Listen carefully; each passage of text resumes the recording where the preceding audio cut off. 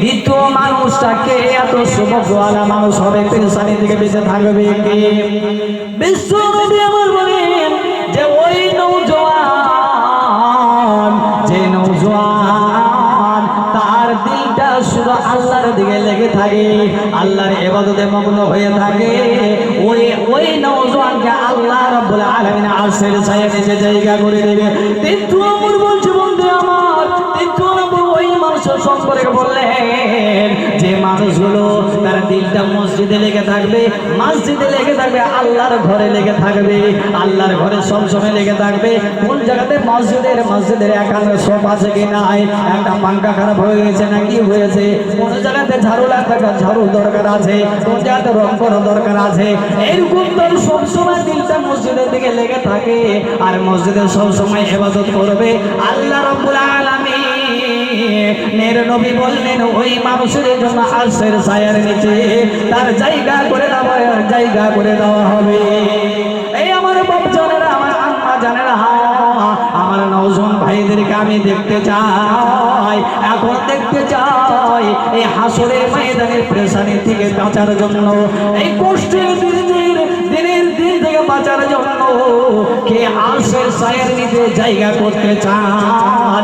আমি দুইজন ভাইকে আমি দেখতে চাই, বেশি নয় 2000 টাকা আল্লাহর ঘরের জন্য, আল্লাহর ঘরের মহব্বতের জন্য, এই মসজিদের ঘরের আল্লাহর ঘরের মহব্বতের জন্য যে আমার ভাই, যে আমার আব্বা যেন আল্লাহর ঘরের জন্য দান করবে, আল্লাহর কাছে আজকে সবে কাদার রাত্রিতে আমি প্রাণ খুলে দোয়া করব, আল্লাহ গো আমার এই ভাইজানকে, এই আমার আব্বা জানকে রব্বুল আলামিন তুমি কিয়ামতের দিন আরশের ছায়ার নিচে জায়গা করে দেবে।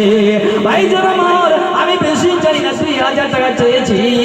আমি আলোচনা করব, অনেক আলোচনা কিয়ামতের নিদর্শনগুলো অনেকগুলো আছে, অনেক আলোচনা আছে আমি করব, কিন্তু আপনাদের আমি দেখতে চাই, দুইজন ব্যক্তিকে দেখতে চাই 2000 টাকা করে আমার কোন বাপজান, কোন আমার ভাইজান এই আল্লাহর ঘরের মহব্বতের জন্য, আল্লাহর ঘরের ভালোবাসার জন্য, আল্লাহর ঘরের ভালোবাসার জন্য 2000 টাকা কে দেবেন? আমি ওই ভাইয়ের জন্য প্রাণ করে সবে কাদের রাতের দামি দোয়া করব।